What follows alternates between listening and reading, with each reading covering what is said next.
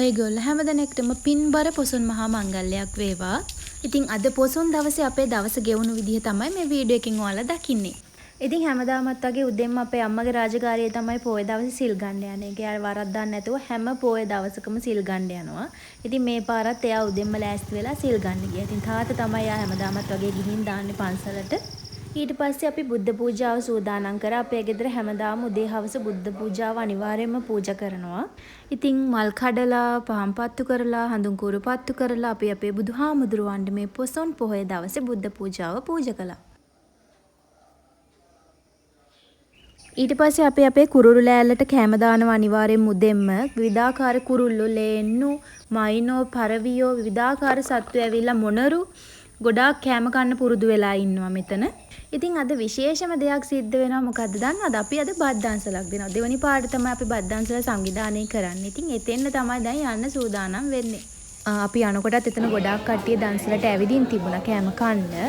ටිකක් පරක් වුණා. අපි යනකොට 7:00 විතර වුණා. මොකද තාත්තා ඊයේ රෑ ගියපු පින්ම. මට 9:00ට තමයි ගියේ. එනකොට පාන්දර 5:00 වුණා. අම්මව පන්සලට දාන්න, සිල් ගන්න යන්න පන්සලට දාන්න තමයි තාත්තා ඒ වෙලේ ගෙදර ආවේ. අපි යනකොට තුඟක් කට්ටිය ඇවිල්ලා කෑම කනවා. ඉතින් ගොඩාක් සතුටුයි. මොකද අපේ දෙවනි පාර දෙන බත් දන්සල. ඉතින් ඒ කට්ටිය හරි සතුටින් ඇවිල්ලා කෑම කද්දි අපිට මාර සතුටක් දැනෙන්නේ. අපි ඉතින් අඩුපාඩු බලලා කෑම බෙදලා ලන්ච් ෂීට්ස් එලලා ඔය හැම දෙයක්ම පුළු පුළුවන් විදිහට අපිත් ඉතින් කරා.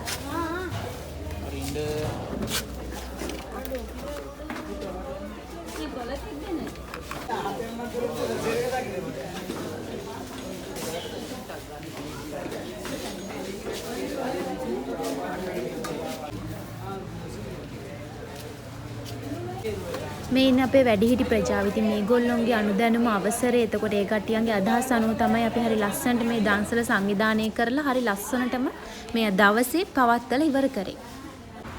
ඊට පස්සේ ඉතින් අපි කෝප පිඟන් ඔක්කොම හොදලා පුටු හදලා සේරම කරලා දොරවල් වහලා තාත්තත් එක්ක ගෙදර ආවා. ඉතින් ගෙදර ගිය ගමන්ම අපි ලෑස්ති වෙලා ඒ පින්මටම ගියා පන්සල්.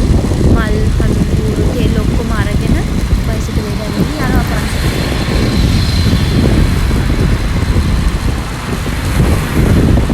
මේ යන අතරේ අපිට දන්සල් නම් හම්බුණා. හැම එකකින්ම නැවැත්තුවේ නෑ. ඒ අතරේ මට අක්කා කෙනෙක් හම්බුණා. එයා මට බයි කියලා කිව්වා. ඉතින් මමත් එයාට බයි කිව්වා.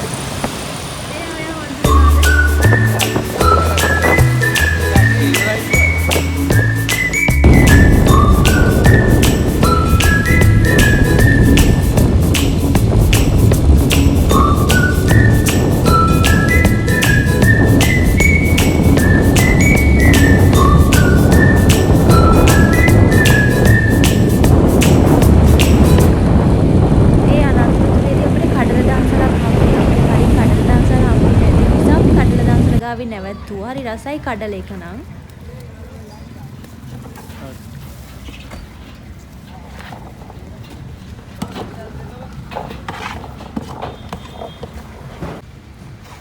ඊට පස්සේ අපි රිදී බැදී ඇල්ල පන්සල. ඇල්ල ළඟ පන්සල කීවම තමයි මේ පන්සල හුඟක්ම ප්‍රසිද්ධ.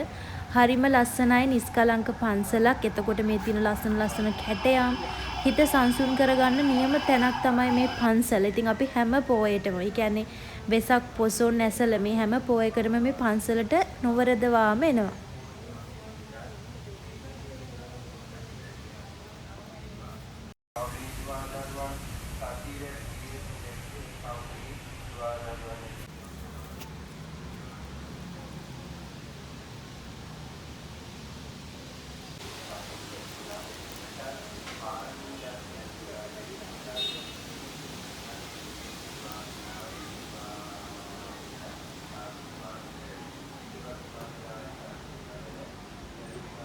ඇත්තට මේ ලස්සන කැටයන් දකිද්දි නම් හිතා ගන්න බෑ ගලකින් කොහොමද මෙච්චර ලස්සන නිර්මාණයක් කරන්න කියලා. ඉතින් හරිම ලස්සනයි. එතකොට මේ ඉන්නේ අඹපු අලියෙක්. ඇත්තම අලියෙක් වගේ තමයි. හරිම ලස්සන තැනක්. ඉතින් මාරම හිත සැනසෙන තැනක්.